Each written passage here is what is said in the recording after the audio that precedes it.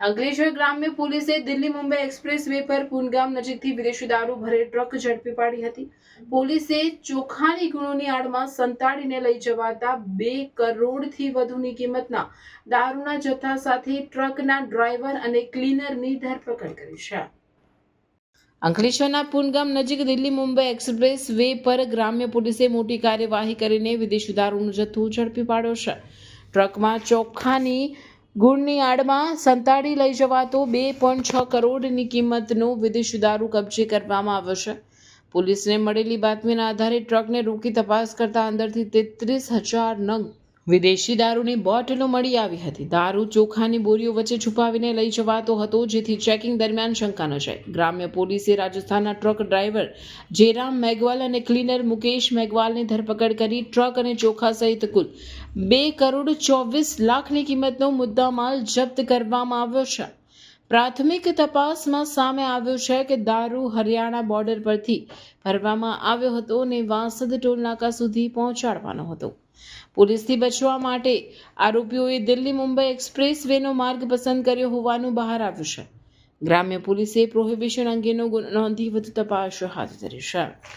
કાલે રાત્રે 14/2/2026ના રોજ અમારા અંકલેશ્વર ડિવિઝનના ડીવાયએસપી કુશલ ઓઝાને મળેલ બાતમી આધારે અમારા અંકલેશ્વર તાલુકા પોસ્ટેના પીઆઈ સાહેબની ટીમ ને દિલ્હી મુંબઈ એક્સપ્રેસ પુનગામ ઓવરબ્રિજ ઉપર એક રાજસ્થાન પાસિંગની ગાડી, જેમાં ભારતીય બનાવટનો વિદેશી દારૂ જેની કુલ 33,636 બોટલો, જેની મુદ્દામાલની કિંમત 2 કરોડ 6 લાખ રૂપિયા થાય છે. આને પ્રોહિત મુદ્દામાલ પકડવામાં આવ્યો હતો, જેમાં ટોટલ 2 આરોપીઓની ધરપકડ કરી હતી. આરોપી નંબર 1 જેસારામ જે છે આ રાજસ્થાનના વતની છે. આરોપી નંબર 2 મુકેશ કુમાર જે પણ રાજસ્થાનના વતની છે. આમાં જે IMFL છે, આ ભેજવાના ઇસમ જો છે, આની ઓળખ પ્રકાશ શર્મા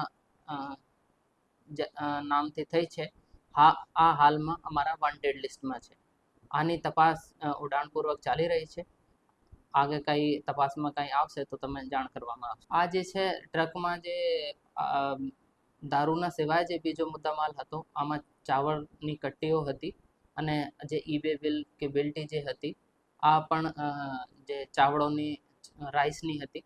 તો આ રાઈસના આડમાં એ લોકો દારૂનો સપ્લાય કરતા હતા અને આમાં અત્યારે તપાસ ચાલે છે. કોઈ ગેંગ જેવો અત્યારે અમારે ચોક્કસ તરીકે કહી નહીં શકતા કે કોઈ ગેંગ સંકળાયેલ હતી કે કેમ.